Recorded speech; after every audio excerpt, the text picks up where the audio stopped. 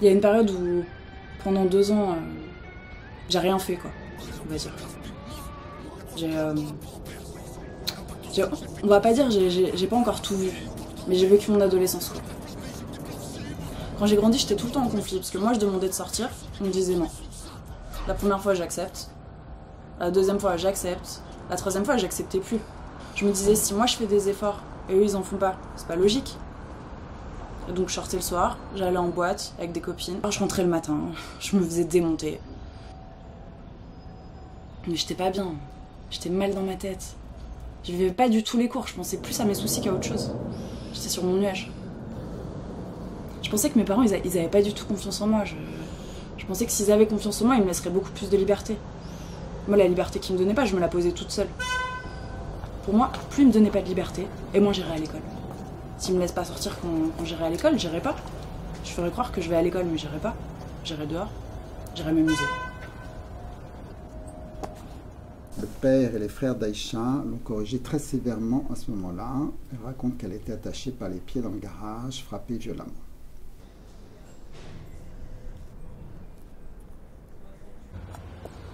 J'étais un peu perdue, je savais plus quoi faire. En fait, je fréquentais beaucoup de la racaille, tu vois, j'étais beaucoup citée, je fréquentais vraiment des gens mauvais, des gens pas bien.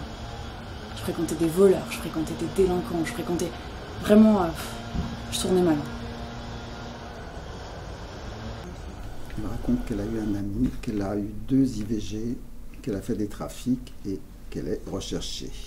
Il y a des points de suspension. Non. En fait, c'est carrément de l'engrenage. Je me faisais vachement engrener la tête, j'étais trop naïve. C'est vas-y, viens avec nous. C'est de l'engrenage. En fait, c'est comme une secte. C'est exactement pareil. Je connaissais tellement de choses que ces gens-là avaient peur que je parle. Et donc ça, c'était vraiment la pire des choses.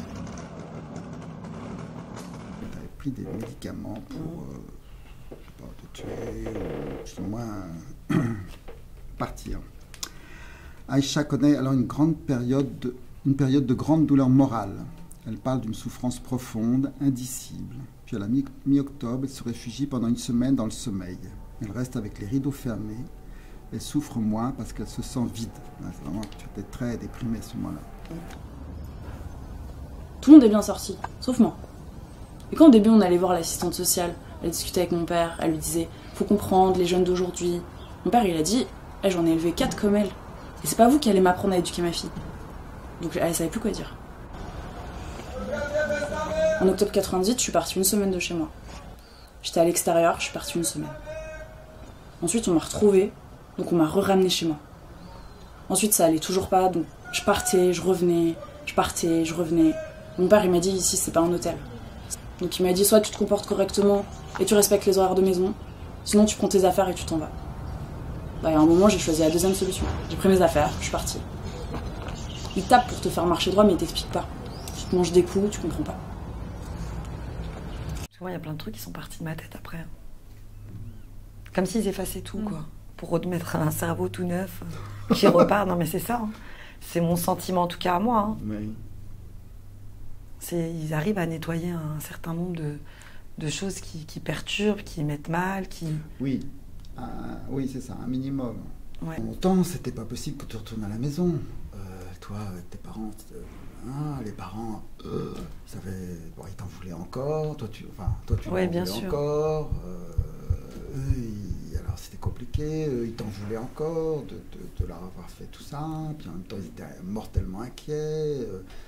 C'est ça qui prend aussi beaucoup de temps, hein, c'est de construire le projet de sortie pour qu'il n'y ait pas trop d'angoisse, hein, et pour que ça se passe plutôt bien.